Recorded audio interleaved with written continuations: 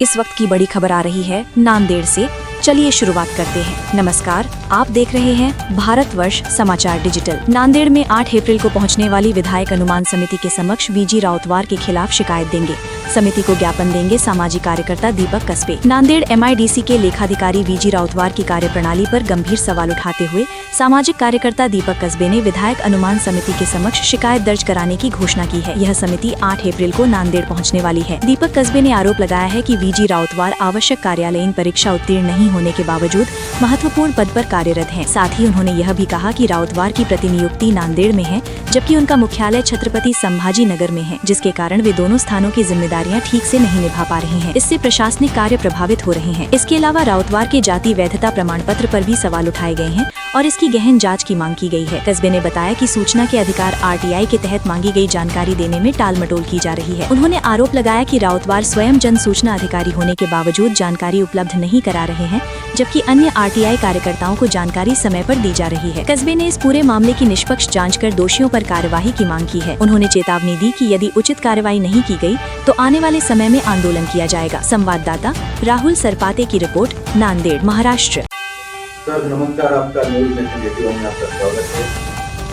आपने जो वीजी राउतवार उनके खिलाफ जो आंदोलन छेड़ा है, आपने उनके खिलाफ माहिती के अधिकार में जो मालूमात मिली थी, ऐसा पर मालूम हुआ है कि उनकी तरफ एक लेखाधिकारी का चार्ज और जन माहिती अधिकारी का एक चार्ज है। क्या आपको जानकारी दे पाए हैं? क्या मसला है, क्या बताइए? ये राउतवार जो लेखाधिकारी है नांदेड़ MIDC के, वो यहाँ पे जनमाहिती अधिकारी है और प्रतिनियुक्ति के ऊपर लेखाधिकारी, ये दोनों पद उनके तरफ है। मैं उनकी माहिती मांगा था, माहिती अधिकार अधिनियम 2005 23 मार्च को, तो मुझे माहिती उन्होंने नहीं दी और मेरे बाद में एक माहिती अधिकार कार्यकर्ता ने माहिती मांगी, तो उसको 2 दिन में उन्होंने माहिती दे दी, पुरवठा कर दी।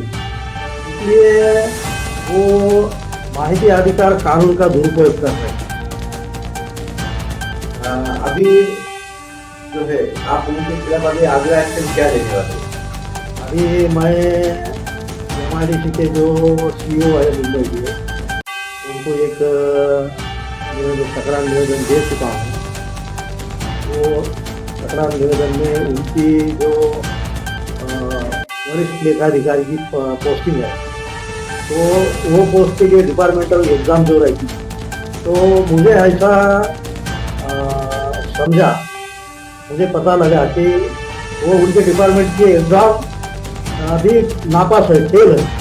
फिर भी उनको उनके कार्यालय के वरिष्ठों ने लेखाधिकारी को पद दिया वाला है, इसलिए वो उसके वरिष्ठ लेखाधिकारी पद की इंक्वायरी करना ऐसी मेरी मांग है।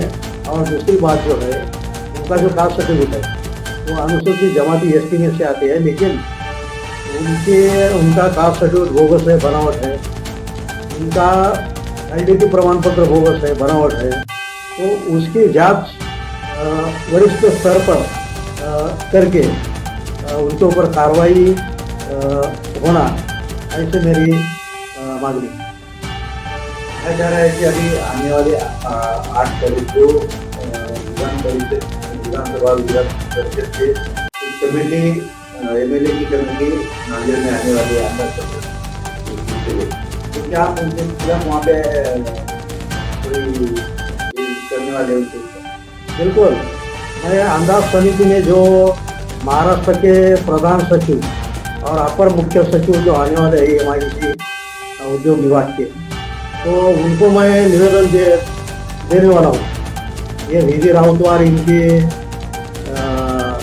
इंक्वायरी करो, इसलिए तो मैं उनसे ही मिलने वाला हूँ, जो अंदाज समिति में जो आमदार आने वाले और जो MIDC विभाग के जो सेक्रेटरी है और अवर सेक्रेटरी है, प्रधान सेक्रेटरी है, इनसे मैं मिलके उनको दरख्वास्त देने वाला हूँ। और वीजी राउतवार की इंक्वायरी अगर ये लोगों ने शुरू नहीं की तो मैं मुंबई मंत्रालय के सामने अनशन करने वाला हूँ। अगर अंदाज करने से अगर आपका निवेदन विज्ञापन अगर नहीं स्वीकार करते तो अगला कदम क्या उठाएंगे? नहीं, उनको विज्ञापन तो स्वीकार करना ही पड़ेगा, क्योंकि वो अंदाज समिति का काम ही रहता है कि जो समस्याधारी जिनके तकरार है, जिनके विज्ञापन है, वो अंदाज समिति लेती है। तो मेरा ही विज्ञापन अंदाज समिति ले लेंगी, ऐसा मुझे पूरेपूर भरोसा। कहा जा रहा है कि विजय राउतवार का जो संबंध छत्रपति संभाजीनगर में भी आपका भी 3 साल का कार्यकाल पूरा हुआ है, सुनने में आ रहा है, इसके बारे में आप क्या कहेंगे? छत्रपति संभाजीनगर में गए 3 साल से वो एक ही जगह पे है, 3 साल उनको पूरे हो चुके हैं। वहाँ से भी उनका तबादला किया जाए और उसके जात प्रमाण पत्र का तपासनी किया जाए, और वो डिपार्टमेंटल एग्जाम जो नापास फेल होकर वो पद भोग रहा है, तो उसकी पूरी तरह जांच होके विजय राउतवार के ऊपर शासन ने बड़ी से बड़ी कार्रवाई करना, ऐसी मेरी मांग है।